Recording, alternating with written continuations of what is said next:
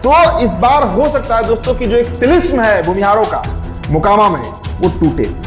एक तिलिस्म भूमिहारों का इस बार मोकामा में टूट सकता है और वहां से धानुक सूर्यभान सिंह भी इस बार तैयारी में बैठे हुए हैं, एकदम खुला बैठे हुए हैं। उन्होंने जो अपना बलिदान और त्याग और कुर्बानी दिया पशुपति कुंवर पारस के चक्कर में पड़ के, मतलब लोकसभा में तो कहीं के नहीं रहे। तो इस बार हो सकता है, क्योंकि उनके परिवार का वहां बड़ा दबदबा है, अनंत सिंह का टिकट इस बार कोई पार्टी देने को तैयार नहीं है। खासकर जो सोनू मोनू प्रकरण हुआ, तो सोनू मोनू के खिलाफ वो सीट इस बार फिर जेडीयू के पास ही रिटेन होगा। और जनता दल यूनाइटेड से वहां पर नीरज कुमार जो मुख्य प्रवक्ता है पार्टी से, वो भी प्रयास कर रहे हैं। इन दिनों काफी कार्यक्रम में वहां शामिल हो रहे हैं। हमें आरजेडी से भी इनपुट मिला है कि जो मुलाकात हुई प्रियदर्शी पीयूष और मंगनीलाल मंडल की, वो कोई ना कोई खेल तो करेगा। दोस्तों, विधानसभा सीरीज में आज बात होगी पटना जिला का मोकामा विधानसभा सीट। मुंगेर लोकसभा के अंतर्गत ये सीट पड़ता है और मोकामा का नाम लेते ही, मोकामा जुबान पर आते ही आप कौतूहल से भर जाते हैं कि कौन लड़ेगा। मुझे लगता है दोस्तों कि बिहार के 242 सीट एक तरफ होते हैं और मोकामा सीट एक तरफ हो जाता है। मतलब हॉट सीट तो कई सीटें हैं, लेकिन मोकामा खास है। मोकामा इसलिए खास है क्योंकि अनंता छोटे सरकार, बिहार के बाहुबली विधायक अनंत सिंह की वो सीट है। अब अनंत सिंह की जब हम बात कर रहे हैं तो इस बार जो सबसे बड़ा सवाल है कि वहां से अनंत सिंह को टक्कर देगा कौन। कई लंबे चौड़े प्रत्याशी खड़े हैं, लंबी चौड़ी लिस्ट तैयार की जा रही है। लेकिन दोस्तों, आपको वीडियो के शुरुआत में एक हम इशारा कर देते हैं, आप समझिएगा खेल। राष्ट्रीय जनता दल इस बार मोकामा में एक नए तरह का प्रयोग करने जा रही है। मंगनीलाल मंडल जो नए प्रदेश अध्यक्ष बनाए गए हैं राष्ट्रीय जनता दल के, उन्होंने एक प्रत्याशी से, मैं ये तो नहीं कहूंगा कमिटमेंट कर दिया, लेकिन लगभग तय कर दिया है कि मोकामा से राष्ट्रीय जनता दल के सिंबल पर कौन लड़ेगा। और वो प्रत्याशी मंगनीलाल मंडल की स्वजाति है। मतलब मंगनीलाल मंडल जिस जाति से आते हैं, धानुक समाज से, उसी धानुक समाज का एक युवा है जो टिकट मांगने गया और मंगनीलाल मंडल ने फाइनल कर दिया है। ये खबर हम तक उड़ते उड़ते आई है दोस्तों। अब इसमें कितनी सच्चाई है ये तो टिकट बंटवारा होगा तो क्लियर हो जाएगा। चलिए, मोकामा पर जब हम बात शुरू कर रहे हैं दोस्तों, तो मोकामा में 2005 के 2 चुनाव, 2010 का चुनाव, 15 का चुनाव और 20 का चुनाव जेडीयू से यात्रा शुरू करते हुए निर्दलीय और फिर आरजेडी के टिकट पर लगातार 5 बार से अनंत सिंह वहां से जीत रहे हैं। बीच में फिर उपचुनाव हुआ 2022 में, अनंत सिंह जब जेल चले गए तो उसके बाद दोस्तों क्या हुआ, वहां से अनंत सिंह की पत्नी ही जीती। दूसरी तरफ बीजेपी के तरफ से सोनम देवी चुनाव लड़ रही थी और चुनाव नहीं जीत पाती हैं। तो मतलब उस इलाके में अनंत सिंह की वो छवि है, वो रॉबिन हुड की छवि है कि उनको हराना बड़ा मुश्किल लगता है। लेकिन इस बार लड़ाई वहां सच में कांटे की होगी। बहुत तगड़ा फाइट है दोस्तों मोकामा विधानसभा में। ये कह देना कि एक सिरे से अनंत सिंह जीतेंगे, देखिए अनंत सिंह जीतेंगे हारेंगे ये तो बात की बात है, लड़ेंगे जरूर वो, इतना आपको हम बता देते हैं एकदम पक्के तौर पर। अब वो सीट किसको जाती है, महागठबंधन में कौन लड़ेगा, एनडीए गठबंधन में कौन लड़ेगा, आते हैं उस पर।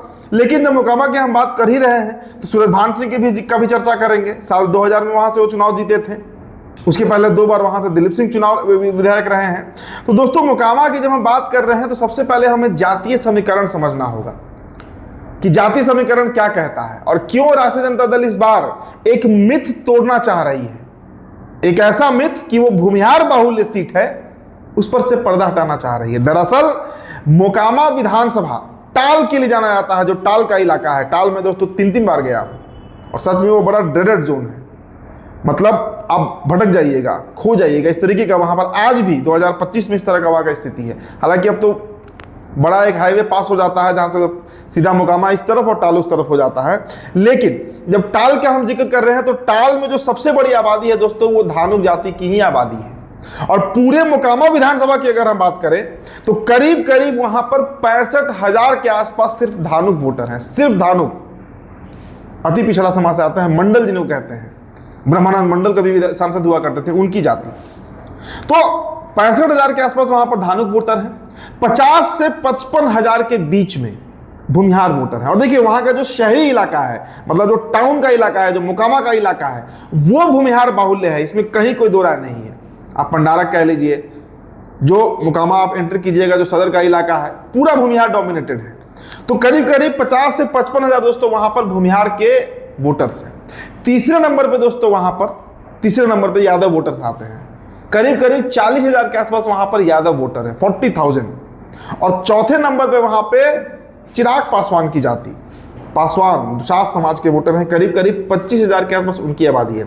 इसके बाद छिटपुट आपको 10-15 हजार वहां आपको राजपूत भी मिलेंगे, ब्राह्मण भी मिलेंगे, अति पिछड़ा भी मिलेंगे, बहुत जातियां मिलेंगी।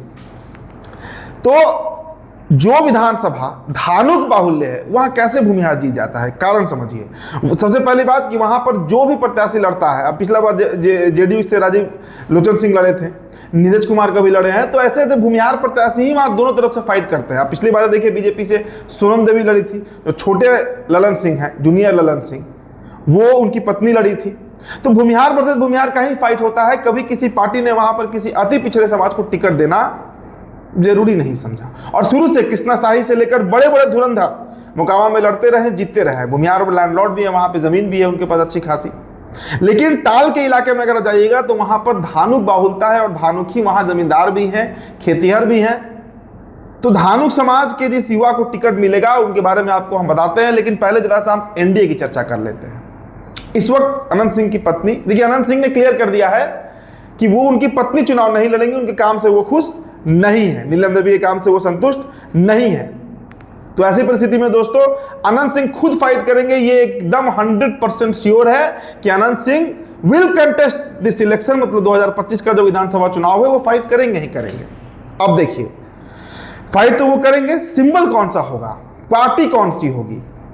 अब बीजेपी से वो लड़ेंगे कि जेडीयू से लड़ेंगे कि लोजपा भी वहां पर हाथ पैर मार सकती है, क्योंकि 25,000 वहां पर लोजपा के भी वोटर्स हैं। तो दोस्तों हमारे पास जो इनपुट है वो सीट इस बार फिर जेडीयू के पास ही रिटेन होगा, और जनता दल यूनाइटेड से वहां पर नीरज कुमार जो मुख्य प्रवक्ता है पार्टी से, वो भी प्रयास कर रहे हैं। इन दिनों काफी कार्यक्रम में वहां शामिल हो रहे हैं, और दमदार प्रत्याशी हैं, लड़ भी सकते हैं, लड़ना भी चाहिए उनको अगर चाहे तो उनके नाम की चर्चा है। मतलब अनंत सिंह का टिकट इस बार कोई पार्टी देने को तैयार नहीं है। खासकर जो सोनू मोनू प्रकरण हुआ, जो सोनू मोनू के खिलाफ कहा गया कि भाई वो बात नहीं सुन रहे हैं, और अनंत सिंह को जब प्रशासन का मदद नहीं मिला तो अनंत सिंह खुद पहुंच जाते हैं वहां अपने दल बल के साथ, जेल भी गए, लंबा चौड़ा उनका तो खैर इतिहास अलग ही है। तो अनंत सिंह को टिकट देने के मूड में कोई पार्टी दिख नहीं रही है। देखिए हम तक जो इन्फॉर्मेशन है सभी पार्टियों से हमने इनपुट लिया, और उसके बाद हम इस फलाफल निष्कर्ष पर पहुंचे हैं। लेकिन फिर भी दोस्तों मैं कह रहा हूं कि सबसे मजबूत प्रत्याशी वहां पर अनंत सिंह ही है। अब देखिए तो भाई पार्टी से लड़ेगा कौन, तो कई नाम है। सूरजभान सिंह भी इस बार तैयारी में बैठे हुए हैं, एकदम खुला बैठे हुए हैं। उन्होंने जो अपना बलिदान और त्याग और कुर्बानी दिया पशुपति कुमार पारस के चक्कर में पड़ के, मतलब लोकसभा में तो कहीं के नहीं रहे। तो इस बार हो सकता है, क्योंकि उनके परिवार का वहां बड़ा दबदबा है, उनके भाई भी फ्री बैठे हुए हैं, चंदन सिंह, हो सकता है उनकी पत्नी है, हो सकता है कि इस बार विधानसभा चुनाव में सूरजभान सिंह टच करें एनडीए गठबंधन को। देखिए संभावना मैं जता रहा हूं, इसकी चर्चा हो रही है कि सूरजभान सिंह जो है वो मोकामा से ताल ठोक सकते हैं, मतलब उनके परिवार का कोई सदस्य या वो खुद ताल ठोक सकते हैं मोकामा विधानसभा। इसके अलावा जो जूनियर ललन सिंह हैं, जिनकी पत्नी लड़ी थी पिछले वर्ष सोनम देवी, वो भी रेस में है। तो कई प्रत्याशी एनडीए गठबंधन से रेस में है, नीरज कुमार तो हैं ही जेडीयू से। तो ये 3-4-5 प्रोबेबल नाम हैं जो इस बार मैदान में उतर सकते हैं। लेकिन अनंत सिंह जो हम तक इनपुट है कि वो किसी पार्टी से नहीं बल्कि निर्दलीय ही मैदान में उतरेंगे। अब देखिए अब महागठबंधन पर आते हैं, और मंगनी लाल मंडल का खेल समझिए कि मंगनी लाल मंडल ने क्या खेल किया है। मंगनी लाल मंडल दोस्तों अभी सप्ताह भी नहीं उनको हुआ है, वो प्रदेश अध्यक्ष बनाए गए हैं। और आपको याद अगर होगा, मैंने स्टोरी किया भी था लोकसभा चुनाव के समय, लोकसभा चुनाव में वहां से एक निर्दलीय प्रत्याशी लड़ रहे थे, एकदम युवा, पीयूष प्रियदर्शी, करीब उनको 30,000 के आसपास वोट आया था, मुंगेर लोकसभा में हार गए थे। लेकिन दोस्तों उस 30,000 वोट में उनका 12,000 वोट जो है वो सिर्फ मोकामा विधानसभा के अंतर्गत उन्होंने लाया था। तो टाल के धानुक हैं वो उनको वोट दे दिए थे। अशोक महतो प्रकरण हुआ था, और अशोक महतो जिस जाति से आते हैं उस जाति का मैं ये तो नहीं कहूंगा दुश्मनी धानुक से है, लेकिन धानुक को उभरते हुए वो नहीं देखना चाहते हैं। इसलिए ललन सिंह जीते तो एक बहुत बड़ा फैक्टर उसके पीछे पीयूष प्रियदर्शी भी बने थे, नहीं तो अशोक महतो हो सकता था वो सीट निकाल ले जाते मुंगेर लोकसभा। अब अशोक महतो के नाम की भी चर्चा है, तो एक बात मैं बिल्कुल आपको स्पष्ट कर दूं कि महतो परिवार जो है, महतो गुट जो है, वो वारसलीगंज से ही चुनाव लड़ेगा। खुद लड़े, उनकी पत्नी लड़े, लेकिन मोकामा में उनका, चूंकि मोकामा में कहीं उनका दिखा भी नहीं जा रहा है, कोई मूवमेंट भी नहीं है। तो प्रियदर्शी पीयूष को लेकर देखिए, एक बार फिर आपको हम बता दें कि प्रियदर्शी पीयूष जो है वो टीस के पढ़े हुए हैं, टाटा इंस्टीट्यूट से उनका एजुकेशन है, हाईली क्वालिफाइड है, एकदम युवा चेहरा है, मतलब 30-32 की उम्र के है। और जितना उन्होंने मेहनत लोकसभा में किया दोस्तों, और इस वक्त भी मोकामा विधानसभा के अंतर्गत जितने प्रखंड हैं, हर रोज उनका वहां पर भ्रमण हो रहा है लगातार, और धार्मिक समाज के लिए वो लगातार आवाज भी उठाते रहे हैं। बीते 2 सालों से दोस्तों मैं भी उनको सोशल मीडिया पे फॉलो करता हूं, लगातार हर प्रकरण में। अभी पूर्णिया में जो बच्ची के साथ कांड हुआ धानुक की, वहां पर उन्होंने पूरा पटना भरने का काम किया था। तो एक तरीके से कहिए कि सबसे प्रबल और मजबूत दावेदार महागठबंधन की तरफ से वही दिखेंगे अगर मंगनी लाल मंडल ने उनका टिकट सच में फाइनल कर दिया। इसकी चर्चा हो रही है। आरजेडी से भी हमें इनपुट मिला है, हमें आरजेडी से भी इनपुट मिला है कि जो मुलाकात हुई प्रियदर्शी पीयूष और मंगनी लाल मंडल की, वो कोई ना कोई खेल तो करेगा।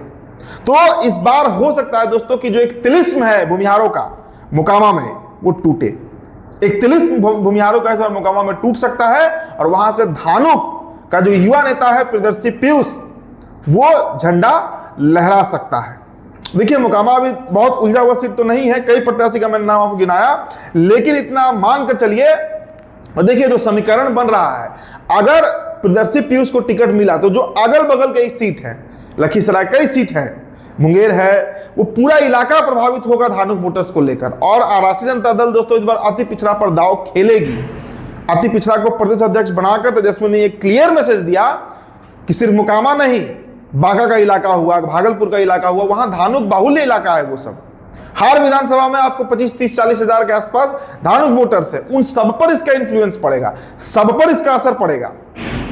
तो इसलिए एक बड़ा राजनीतिक दाव राष्ट्रीय जनता दल इस बार खेलने जा रही है, जो हम तक इनपुट पहुंचा है। तो देखिए दोस्तों, मोकामा हम जाएंगे भी, ग्राउंड रिपोर्ट करेंगे भी वहां से, लेकिन इस वक्त मोकामा को लेकर बड़ी सिगबुगाहट तेज हो गई है, खासकर तब से जब से प्रियदर्शी पीयूष ने मंगनी लाल मंडल से मुलाकात की है। तो फिलहाल दोस्तों इस रिपोर्ट में इतना ही। मेरा नाम उदित तारण है, फिर कल जुड़ेंगे आपके साथ किसी और विधानसभा की कहानी लेकर। बहुत बहुत शुक्रिया।